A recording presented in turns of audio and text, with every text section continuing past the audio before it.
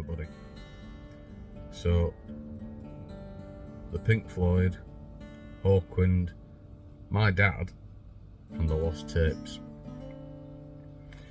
So in 1966, my dad's busking around London and meeting up with other musicians, other buskers and such like, and this other guy starts busking with him, or actually he starts accompanying this other guy who's busking.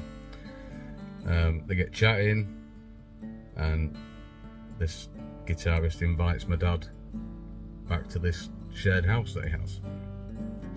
At the time, I think my dad was probably living in a squat somewhere in London, so the offer of a spare room in a nicer place was more appealing.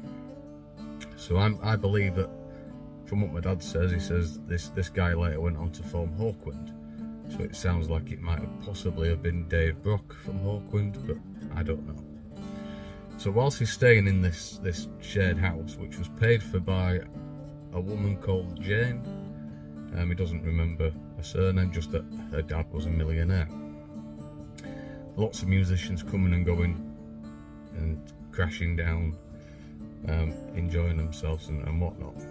So at this house one day, my dad comes back from wherever he's been, and there's a few people sort of sat in the living room jamming, and he gets introduced to this fella called Roger.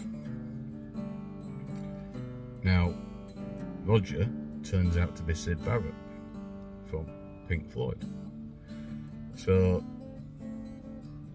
as stuff sort of went around and came about, my dad then started carrying the gear in and out of gigs for him, and when they played at the Roundhouse in '66, my dad helped them set up and get the stuff into the Roundhouse, and he says it was an absolute dub. I think he said the electric wasn't really working too well, and it was just a bit of a dive at the time, which checks out, because according to some sources that I've looked at, apparently they had to run an electric cable from a building next door into the stage area so they could actually power the amps as well as the lighting. So the '66 gig that was played at the Roundhouse in London, the first major appearance for the Pink Floyd, as they were known then, my dad was there, as well as many other people.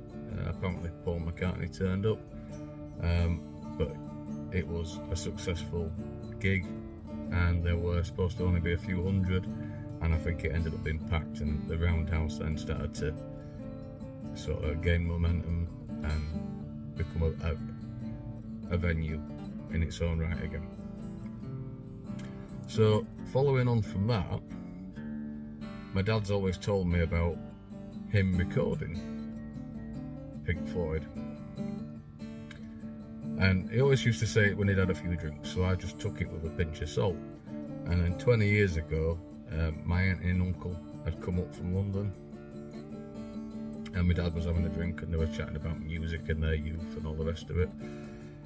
And my uncle Paul, he says, "Do you remember that time when you recorded Pink Floyd?" So my dad then tells the story about him recording Pink Floyd, and my uncle Paul says the tapes from the reel-to-reel that my dad had were still in the basement of their house in Croydon when they moved out, which is 30 years ago.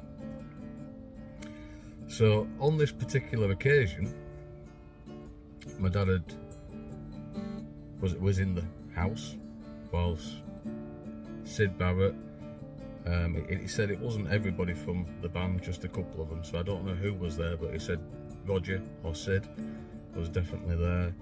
A couple of the guys that went on to become Hawkwind, Dave Brock, I'm assuming the fellow that brought my dad into the house, he was there. So they were basically just chilling out in the living room, probably smoking a bit of pot and having a drink and just jabbing. And my dad has always been very into technology, So at the time he had a Philips reel-to-reel tape recorder, and he put that down in the room and he recorded Syd Barrett, possibly Dave Brock, and a couple of other people all having this improvised jam in this house. Now, as I later found out, the tapes were then left at my aunt and uncle's house down in Croydon. So somebody, I think it's off Northcote Road in Croydon, I think that might be right, but so somebody, when they bought the house, will have discovered these tapes and probably flung them. So there is a piece of musical history that's just gone out the window yet again. But that's my dad for you, innit, you know? So all these connections that people have, that ships that pass in the night.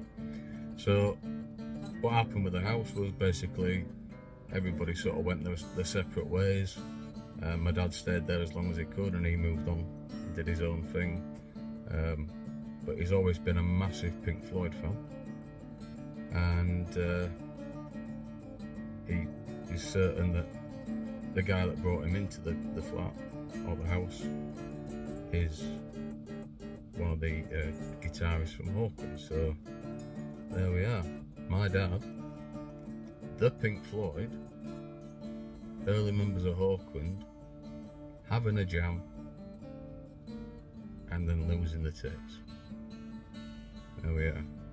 Rock and roll, baby. So let me know what you think in the comments below, please.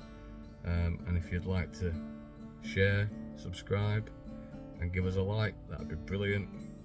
Because, you know, and if you've got any stories yourself, please just put them in the comments, because I love to hear all this sort of stuff, because this is all great musical history that's just in people's pockets, and not many people know these little stories. So let's keep it rolling. So thank you.